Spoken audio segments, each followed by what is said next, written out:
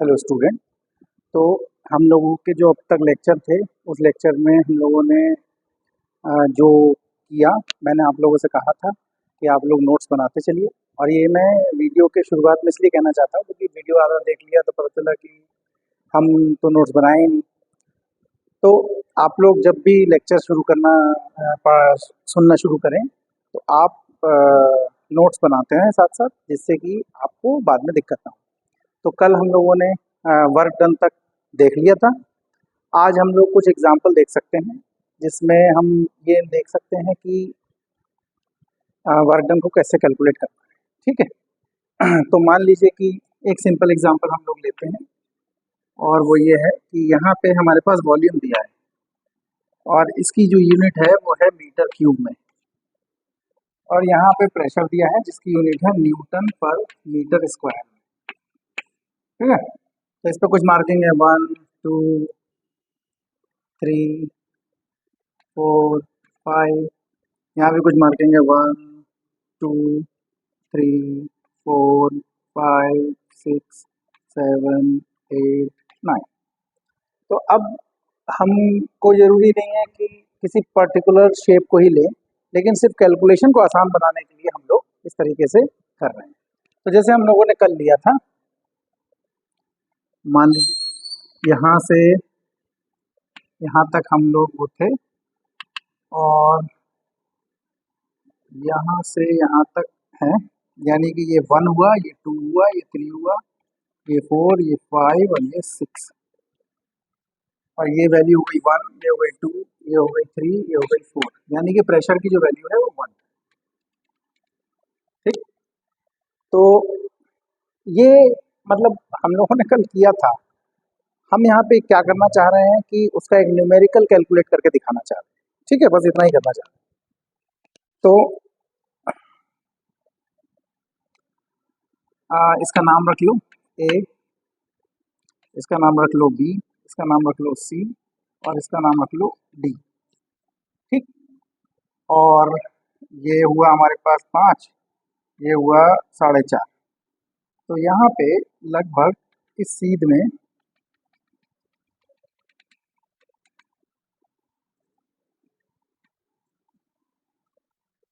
ठीक।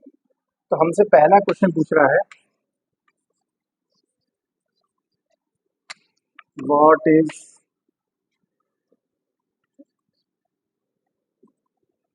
Is the amount of work done. क्या पूछ रहा है? पहला ऑप्शन है इसमें ए से डी डायरेक्ट जाने में, दूसरा ऑप्शन है ए, इसको पी लिख लो, नहीं इसको A B C D E लिख लो, ए टू ई टू डी लिख लो।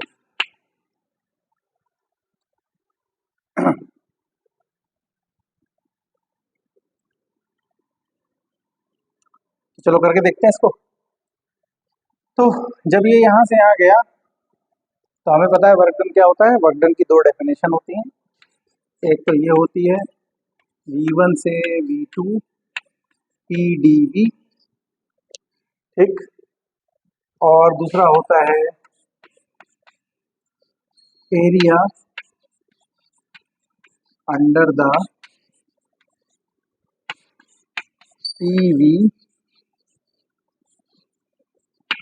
PV curve. ठीक है। तो ये हमारे पास क्वेश्चन होगा, ये ग्राफ हो गया, एक एक करके सॉल्व कर लेते हैं। ठीक। ये मैंने बस ऐसे इसलिए लिख दिया कि आपको वापस याद आ जाए कि कैसे इसको कैलकुलेट करते हैं, कल जो हम लोगों ने लेक्चर में देखा था। ठीक। तो अब मैं इसको मिटा दे रहा हूँ क्योंकि इसकी अभी हमें ज़रूरत नहीं है, तो हम बस ऐसे ही लिख रहे थे। तो ठीक है, अब हमारे पास 2 तरीके हैं, दोनों तरीके से आंसर निकाल सकते हैं। पहले चलो मैं नॉर्मल मेथड से निकाल लेते हैं। तो क्वेश्चन नंबर ए करते हैं। तो हमारे पास जो वर्क डन हो जाएगा वो हो जाएगा सिंपली P डेल्टा V। क्यों हो जाएगा? क्योंकि यहाँ पे प्रेशर कांस्टेंट है और प्रेशर कितना है 4। तो जब ए से डी हम जा रहे हैं तो प्रेशर है हमारे पास 4, तो प्रेशर को लिख लो 4 न्यूटन पर metre square.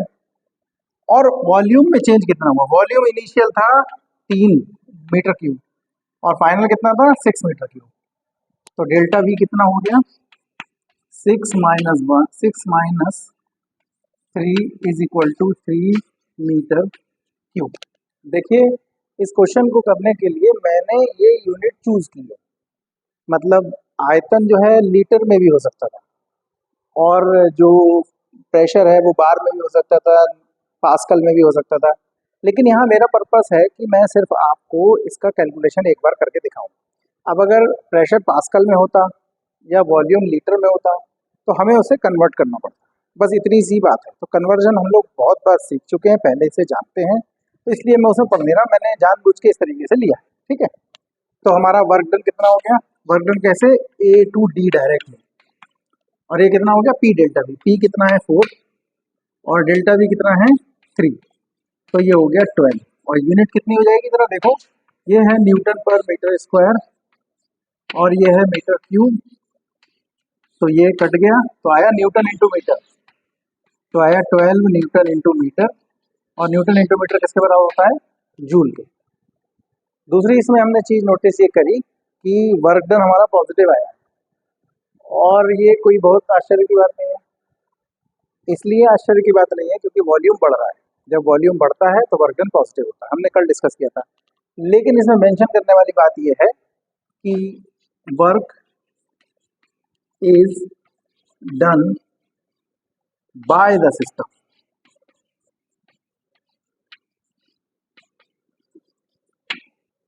Work is done by the system, ये हमको इसमें मेंशन करना पड़ेगा। तो निकाल लिया 12 न्यूटन इंटू मीटर या 12 जूल। अब एक काम करते हैं, ये हमने कैसे निकाला, ये हमने निकाला फॉर्मूले से। कल हमने भी कहा था कि उसको एरिया से भी निकाल सकते हो, एरिया से निकाल लो।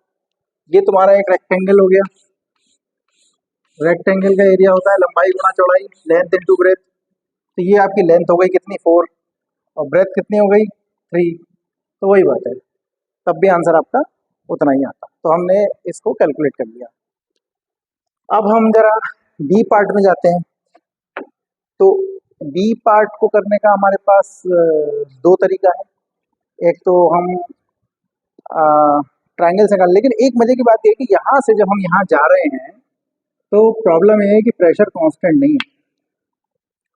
तो या तो हमें प्रेशर का फॉर्मूला पता हो कि प्रेशर वी के साथ कैसे चेंज हो रहा है, या तो ये पता हो हमको, या हम इसको फिर एरिया से निकालें, क्योंकि एरिया निकालना हमारे लिए आसान है। कैसे आसान है बताता हूँ।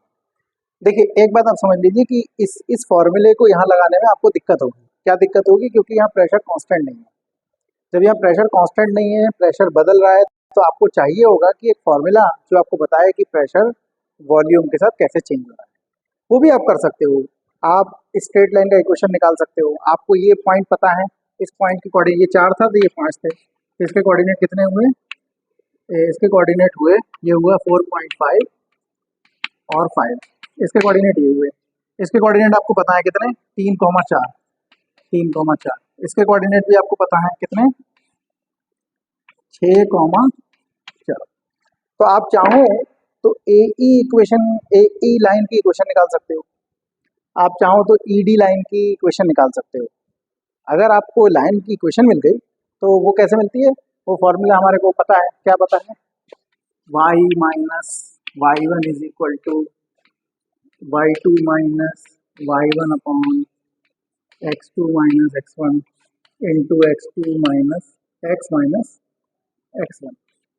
ये फॉर्मूला हम लोगों ने क्लास 10th में पढ़ा था, तो आप एक्चुअली निकाल सकते हो। y एक्सिस पे p है तो आपको p पता चल जाएगा, तब तो आप ये फार्मूला लगा सकते हैं यहाँ पे कि y कैसे चेंज हो रहा है, या इंटीग्रल वाला फार्मूला लगा सकते हो, अदरवाइज आप नहीं लगा सकते। तो इस केस में जो आसान तरीका है वो ये है कि हम एरिया निकाल लें, ठीक है। तो एरिया निकाल लेते हैं। एरिया क्या निकालना है हमें, ये वाला एरिया निकालना है, ट्राइंगल का एरिया।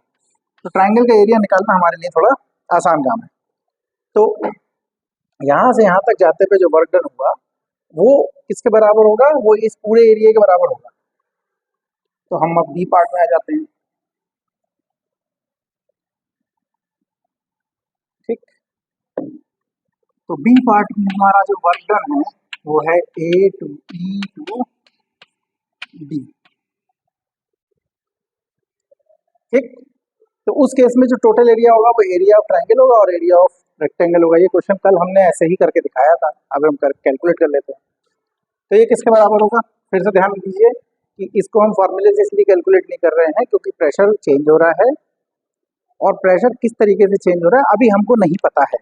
हम अगर चाहें तो उस इक्वेशन से निकाल सकते हैं कि प्रेशर कैसे चेंज हो रहा है और उससे हमारा आंसर निकल आएगा। ठीक, तो ये किसके बराबर हो गए, ये हो जाएगा area of triangle plus area of rectangle. ठीक, तो एरिया ऑफ ट्राइंगल कितना हुआ, 1/2 हाइट गुणा बेस होता है, और एरिया ऑफ ये कितना हुआ, ये हुआ लेंथ इंटू ब्रेथ। अब जरा देखो ध्यान से, इसकी हाइट कितनी हुई, हाइट हुई ये, और ये किसके बराबर है, इस गैप के बराबर है। ये कितना है 5, ये कितना है 4, तो ये कितना हुआ, हाइट हुई 1, तो ये हुआ 1, और बेस क्या हुआ, बेस हुआ ये, और वो किसके बराबर है 6 - 3, यानी कि 6 - 3। ठीक, अच्छा इसकी लंबाई कितनी थी, हमने अभी निकाली थी, लंबाई थी हमारे पास 4, और इसकी चौड़ाई कितनी थी, ये 6 - 3। यूनिट वैसी की वैसे ही रहेंगी जैसे पिछले वाले ए वाले पार्ट में हुई थी। तो ये कितना हुआ, ये हुआ 3/2, और ये हुआ 4 × 3। तो इसको सॉल्व कर लो, ये हो गया 12। इसको मैं इधर सॉल्व कर देता हूँ,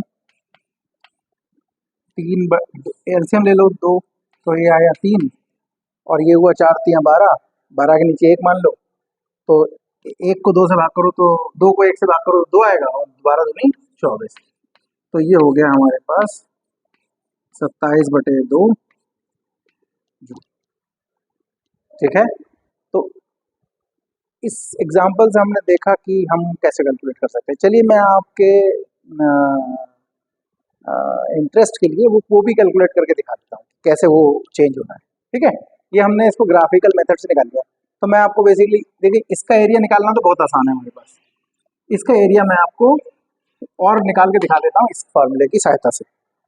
देखिए ये कोर्स जो है, हम ये जो भी लेक्चर हो रहा है वो इसलिए नहीं हो रहा है कि आपका कोर्स पूरा कर दिया जाए, ये इसलिए हो रहा है कि आपको डिफरेंट मेथड्स और उनके पीछे की रीजनिंग समझ में आए। जैसे मैंने अभी कहा कि नॉर्मली बच्चे ऐसा पूछते हैं कि क्यों नहीं हमने ऐसा फार्मूला यूज़ कर लिया, क्यों सर आप ये मेथड यूज़ कर रहे हैं। हमें पहले ही बताया गया है कि दोनों मेथड इक्विवेलेंट है, हम चाहे फार्मूला लगाएं चाहे एरिया निकालें। तो अब हम अपनी सुविधा के हिसाब से काम कर रहे हैं, हमें यहाँ पे सुविधा थी एरिया निकालने, हमने सुविधा से एरिया निकाल लिया, लेकिन इसका मतलब ये नहीं कि फार्मूला काम नहीं करेगा, फार्मूला भी काम करेगा। मैं आपको करके दिखाता हूँ, तो मैं इसको मिटा देता हूँ, ठीक, क्योंकि मुझे जगह चाहिए।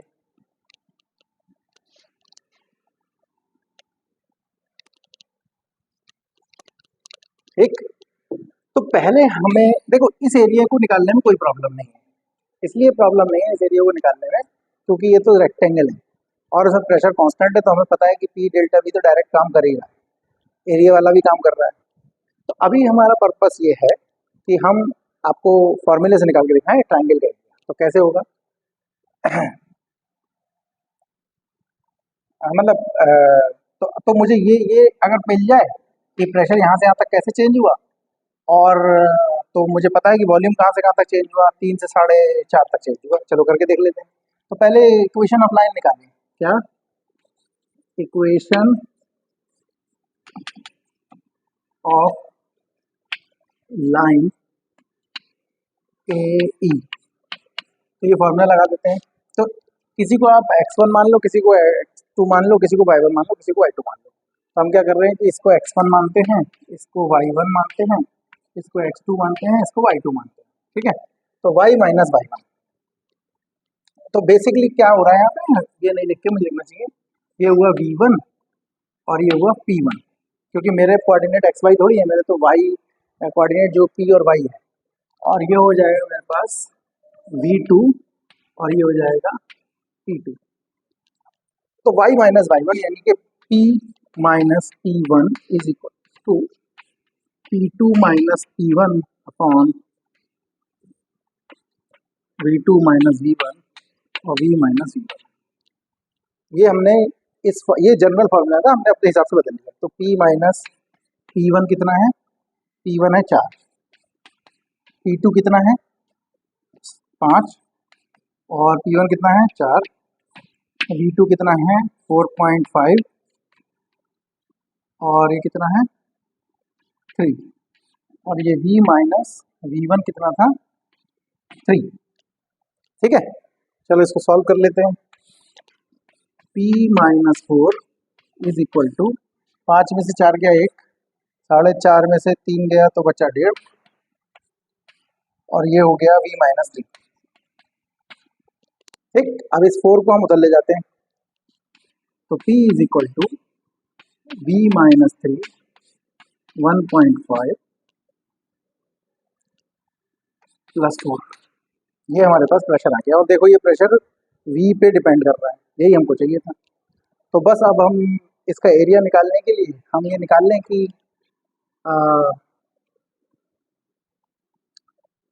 यहाँ से लेके यहाँ तक कितना हमारा एरिया हुआ। ठीक, तो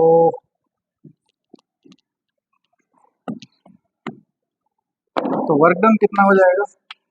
हो जाएगा V1 से V2 P dV। P का फॉर्मूला क्या है? ये हो गया और यहाँ से आता है V1 V2 कितना चेंज हुआ? V1 था 3 और V2 था 4.5, तो 3 से 4.5 और ये इक्वेशन हो गई। P की जगह हम रख देंगे V minus 3 upon 1.5 plus 4 dV। ठीक है, तो अब कोई प्रॉब्लम नहीं, यहाँ इंटीग्रल में dV है।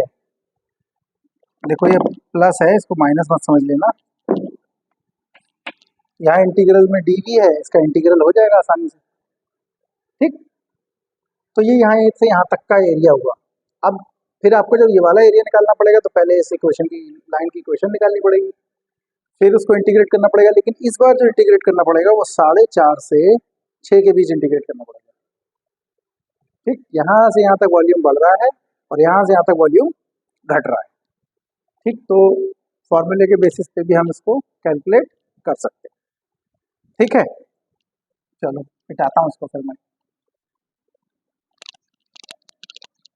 तो ये हुआ हमारा थर्मोडायनामिकल वर्क कैलकुलेट करने का एक एग्जाम्पल कि कैसे करेंगे। तो बहुत ज़्यादा घबराने वाली बात नहीं है। ठीक,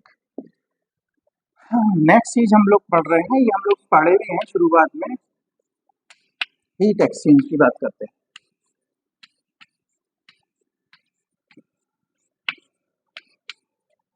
तो जब हम लोगों ने अपना थर्मोडायनामिक्स का कोर्स शुरू किया था तो पहला एग्जांपल लिया था कि हम लोहे की प्लेट को गर्म कर रहे हैं।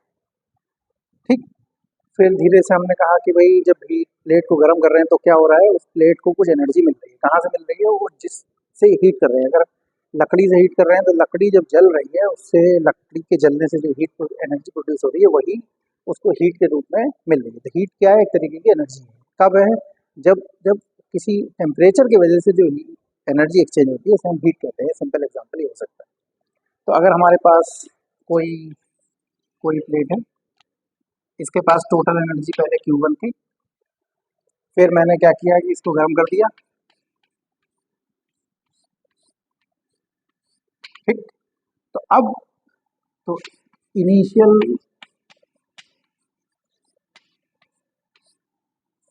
एनर्जी कितनी थी उसके पास? वो कितनी थी? Q1।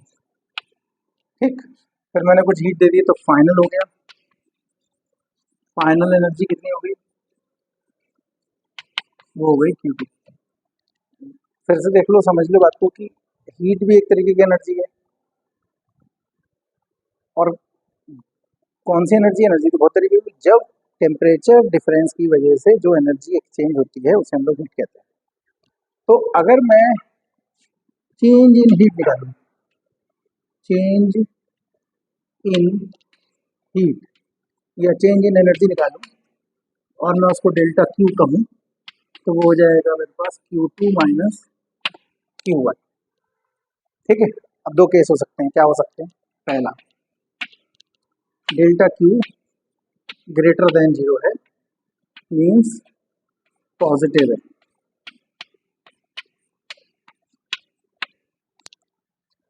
ये तभी हो सकता है जब Q2 Q1 से बड़ा हो। इसका मतलब है कि जो फाइनल हीट थी वो इनिशियल हीट से बड़ी थी। वो तभी हो सकता है जब आपने उसको कुछ एनर्जी दी हो, क्योंकि जादू से तो एनर्जी बढ़ नहीं जाएगी। हीट एक तरीके की एनर्जी है, जैसा मैं पहले बताया। तो बाद वाली जो एनर्जी है, अगर पहली वाली से बड़ी है, इसका मतलब तभी हो सकता है जब किसी ने उसको कुछ हीट दी।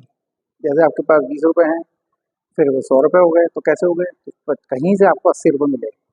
हो सकता है आपके दोस्त ने दिए हों, हो सकता है पिताजी ने दिए हों, हो सकता है आपको रोड से पड़े हुए मिले हों।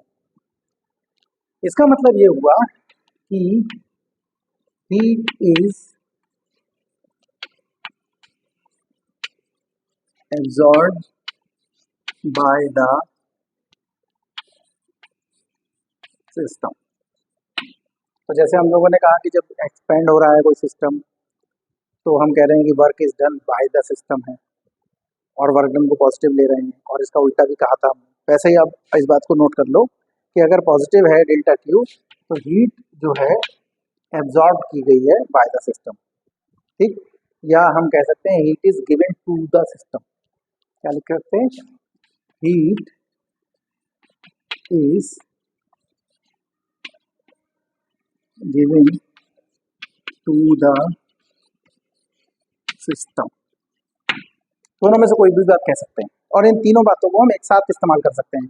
या तो ये बोलें, या ये बोलें, या ये बोलें, वो सब एक दूसरे के साथ साथ इस्तेमाल किए जा सकते हैं। किसी को भी बोल सकते हैं, उन सबका मतलब एक ही होने वाला है। अब दूसरा केस क्या हो सकता है? दूसरा केस हो सकता है कि डेल्टा क्यू निगेटिव है, मतलब delta Q less than zero है, मतलब निगेटिव है।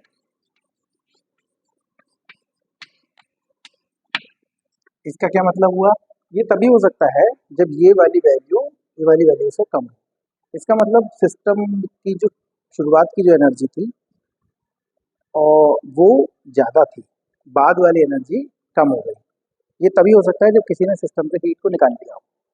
ठीक, तो ये क्या बोल सकते हैं? हीट इज लिबरेटेड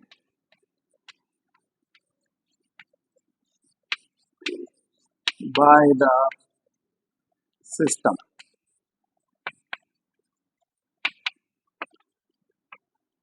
ठीक, या हम कह दें कि heat is taken by the system.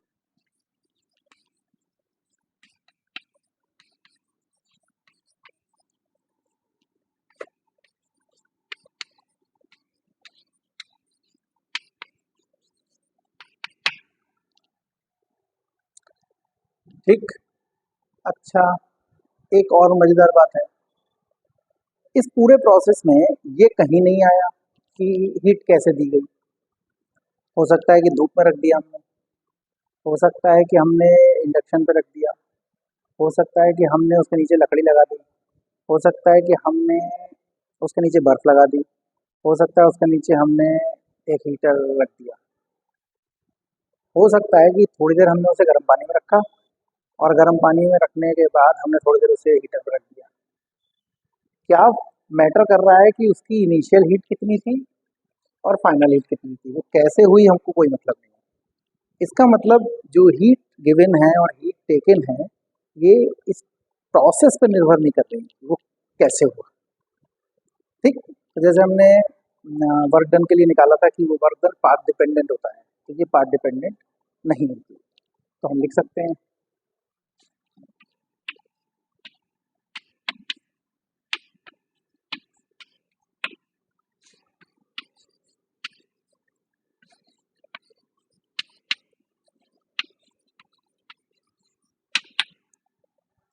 ठीक है। तो वर्क डन हमारा पाथ डिपेंडेंट हो गया। वो इस बात पे डिपेंड करेगा कि हमने एक्चुअली कौन सा पाथ फॉलो किया था, लेकिन डेल्टा क्यू नहीं निर्भर करेगा। डेल्टा क्यू सिर्फ इस बात पे डिपेंड करेगा कि टोटल कितनी एनर्जी दी, वो कैसे दी हमको कोई मतलब नहीं। तो पाथ डिपेंडेंट नहीं है या प्रोसेस डिपेंडेंट नहीं है। तीसरी चीज जो आज हम लोगों को पढ़ना है वो है इंटरनल एनर्जी। तो जैसे उसके नाम से क्लियर हो रहा है कि इंटरनल एनर्जी मतलब कुछ ऐसी एनर्जी है जो इस सिस्टम के अंदर में है। तो देखते हैं कैसे हो रही है ये सब। मान लीजिए कि हमारे पास एक गैस है, इस गैस के बहुत सारे मॉलिक्यूल्स हैं। हम टॉपिक पढ़ रहे हैं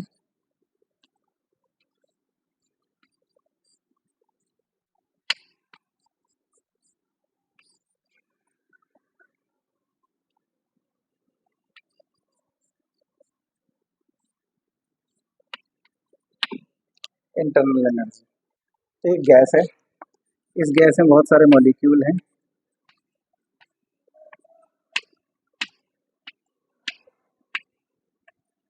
फॉर एग्जांपल मान लो अमोनिया गैस है।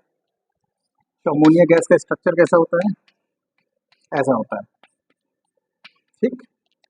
तो अगर इस हाइड्रोजन को मैं देखूंगा तो इसमें क्या क्या होगा, इसमें एक न्यूक्लियस होगा और इलेक्ट्रॉन होंगे। ऐसे ही नाइट्रोजन को देखूंगा तो इसमें एक न्यूक्लियस होगा और कुछ इलेक्ट्रॉन होंगे, ठीक। अब मेरे पास एक दूसरा मॉलिक्यूल भी होगा।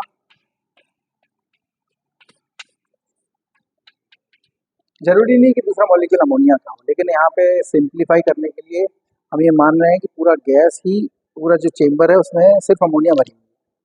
तो अब इसमें भी क्या होगा, ये मॉलिक्यूल है, इसमें एक न्यूक्लियस होगा और एक इलेक्ट्रॉन होगा। इसमें न्यूक्लियस होगा और कुछ इलेक्ट्रॉन होंगे, ठीक है। दो मॉलिक्यूल थे, दोनों में ऐसा कुछ होगा। अब बाहर से देखने से कुछ पता नहीं चल रहा है, अंदर में घुस के देखते हैं क्या हो रहा है। देखो, पहली बात कि इसका अपना एक मास होगा और वो कितना होगा देखते हैं। नाइट्रोजन का होता है 7n14 और हाइड्रोजन का होता है 1h1। तो इसको मिलाओगे तो टोटल इसका मॉलिक्यूलर वेट हुआ 14 ये और 3 हाइड्रोजन, तो हुआ 14 + 3 × 1 = 17। ऐसे ही इसका भी हुआ 17, ठीक। तो इनका मास हो गया। तो जब इनका मास हो गया तो इनके मास की वजह से एक एनर्जी होगी, जिस एनर्जी का नाम होगा ग्रेविटेशनल पोटेंशियल एनर्जी। वो क्या होती है? वो हो गई आपके पास -G m1 m2/r12। मतलब ये दो मॉलिक्यूल हैं, इनके बीच की डिस्टेंस है मान लो r12। ऐसे ही कोई और मॉलिक्यूल होगा, ये तो सिर्फ एक दो मॉलिक्यूल के बीच की लिख रहा हूँ। बहुत सारे मॉलिक्यूल हैं, कितने बहुत सारे।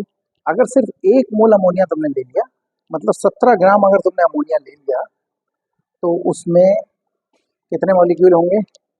सिर्फ 1 मोल अमोनिया, 1 मोल अमोनिया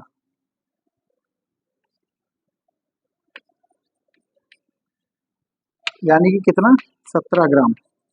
तो इसमें 6.022 10⁻23 मॉलिक्यूल्स होंगे, यानी सिर्फ 17 ग्राम में इतने मॉलिक्यूल्स होंगे। ज़्यादा लेंगे तो और ज़्यादा, तो बहुत सारे होंगे। तो अभी मैं सिर्फ दो मॉलिक्यूल की बात कर रहा हूँ, उनके बीच इतनी ग्रेविटेशनल पोटेंशियल एनर्जी लग रही होगी। अच्छा चलो और देखते हैं।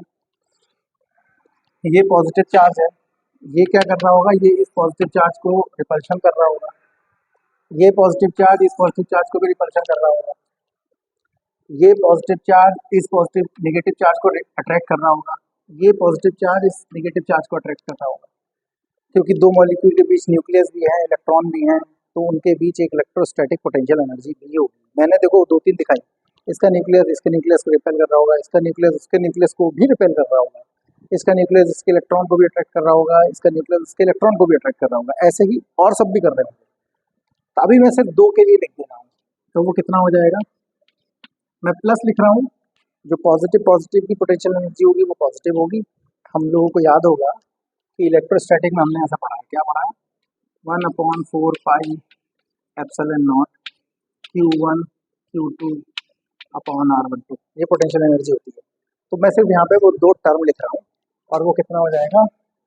1/4πε0 Q1 Q2/r12, ठीक। मैं सिर्फ टर्म लिख रहा हूँ, तो पूरा कितना होगा वो नहीं लिखा हूँ। मैं तो बात समझा दी है कि सिमिलर चार्जेस होंगे तो उसके बीच जो पोटेंशियल एनर्जी है वो पॉजिटिव होगी, और अपोजिट चार्जेस हैं तो उनके बीच जो पोटेंशियल एनर्जी होगी वो नेगेटिव होगी। ये मोटी मोटी बात है, तो हमने लिख दिया। अच्छा, और क्या हो रहा होगा?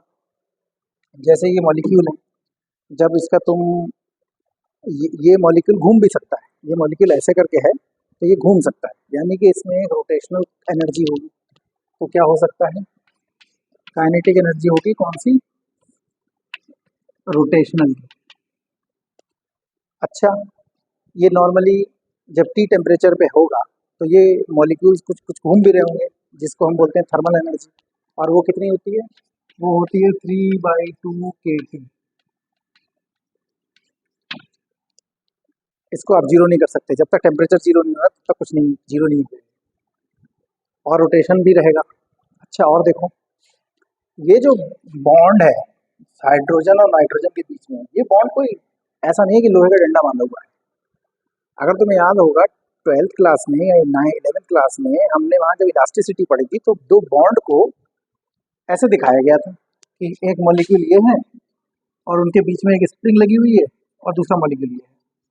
तो यानी कि बॉन्ड कोई ऐसा नहीं है कि लोहे का या लकड़ी का डंडा होता है जिसकी लंबाई चेंज नहीं हो सकती, उसकी बॉन्ड की लंबाई चेंज हो सकती है, यानी कि वो वाइब्रेट कर सकता है। और जब वाइब्रेट कर सकता है तो उसके बीच में वाइब्रेशनल एनर्जी होगी। कौन सी एनर्जी होगी? वाइब्रेशनल। ठीक, ऐसे ही और बहुत सारी एनर्जीज होंगी। तो किसी सिस्टम के जो सारी एनर्जी जो है उनको अगर तुम कंबाइन कर दो तो उन सबको मिला के हम बोलते हैं इंटरनल एनर्जी, और इंटरनल एनर्जी को यू से दिखाते हैं।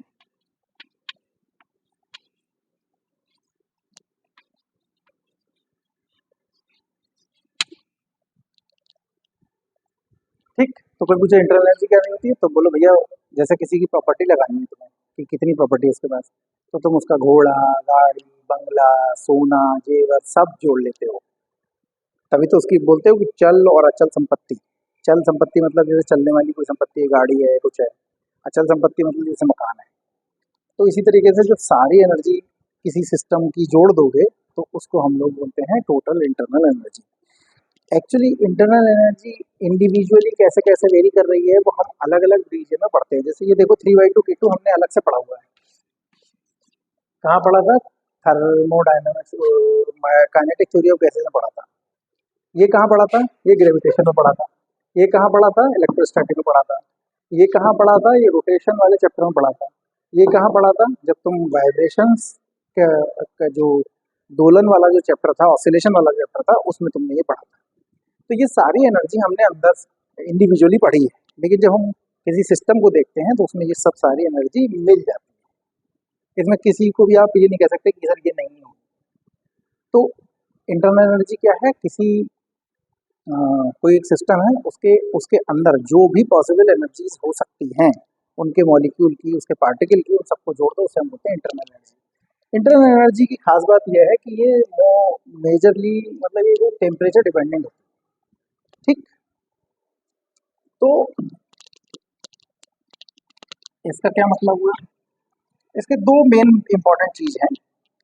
क्या है? एक तो ये है कि यू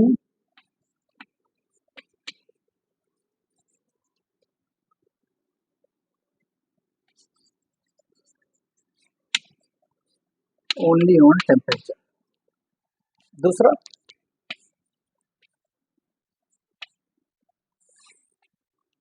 यू इज इंडिपेंडेंट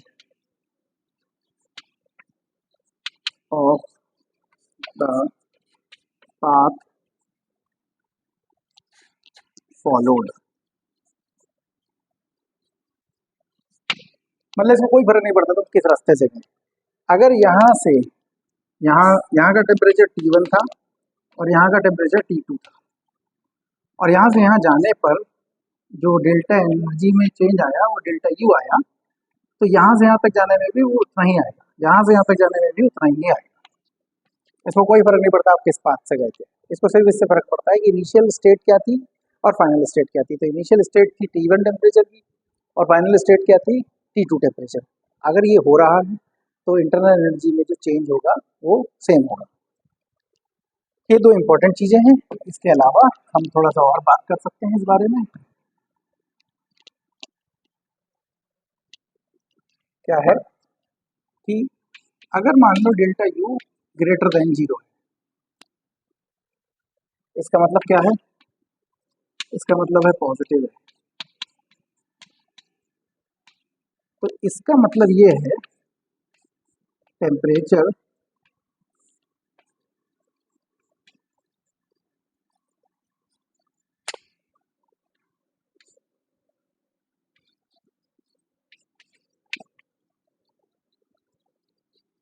बढ़ गया और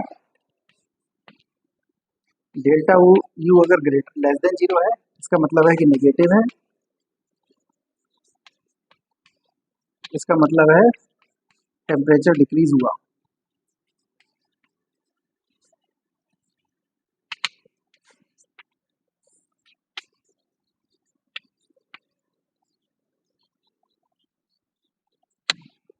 ठीक।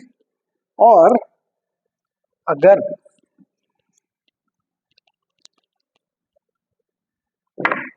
डेल्टा यू में कोई चेंज नहीं आया, मतलब डेल्टा यू जीरो है, इसका मतलब इनिशियल एनर्जी और फाइनल एनर्जी बराबर है। यहाँ पे डेल्टा यू पॉजिटिव है, मतलब जो फाइनल इंटरनल एनर्जी है वो इनिशियल से ज़्यादा है। डेल्टा क्यू है क्या? डेल्टा यू है U2 माइनस U1। U2 है फाइनल इंटरनल एनर्जी और U1 है इनिशियल इंटरनल एनर्जी। इसका मतलब U2 बड़ा है U1 से, और यहाँ पे U2 छोटा है U1 से। तो डेल्टा यू अगर जीरो है, इसका मतलब ये है कि U1 बराबर है U2।